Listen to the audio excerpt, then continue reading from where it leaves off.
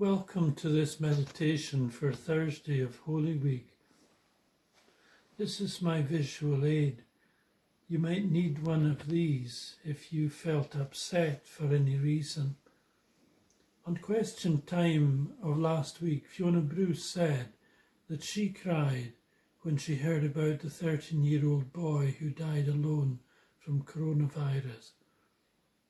The passage from the Bible that we're thinking about today describes a scene in the life of Jesus when he was profoundly upset. This scene is from the Garden of Gethsemane just before Jesus' death. Let's listen now to Luke chapter 22 from verse 39 to 46.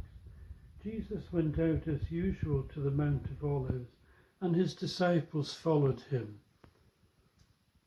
On reaching the place, he said to them, "Pray that you will not fall into temptation." He withdrew about a stone's throw beyond them, knelt down and prayed, "Father, if you are willing, take this cup from me. Yet not my will, but yours be done." An angel from heaven appeared to him and strengthened him. And being in anguish, he prayed more earnestly, and his sweat was like drops of blood falling to the ground. When he rose from prayer and went back to the disciples, he found them asleep, exhausted from sorrow. "Why are you sleeping?" he asked them. "Get up and pray, so that you will not fall into temptation." That reading describes the scene in the garden before Jesus was arrested. It's an experience in the life of Jesus of extreme trauma. Matthew, describing that scene, says that Jesus fell to the ground and was overwhelmed by sorrow. Jesus had all his life told people that his death would be a unique event in the history of the whole world. It would be an event in which the words of prophecy in Isaiah would be fulfilled. He was pierced for our transgressions. He was crushed for our iniquities, and by his wounds we are healed. I think that when he was in the Garden of Gethsemane, Jesus had a fresh insight into the horror of what his experience would be when he bore our sins in his body on the cross.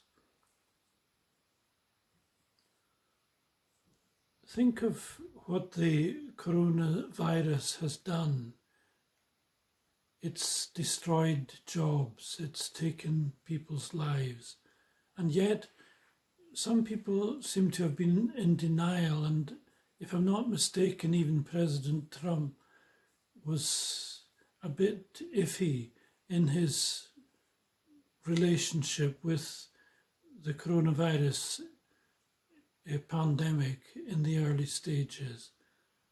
That leads me to ask the question, do we take the pandemic of sin seriously? Jesus lying on the ground in the Garden of Gethsemane, Jesus sweating blood, Jesus in an agony of prayer was taking sin seriously. The rest of this story will be told in the remaining days of Holy Week.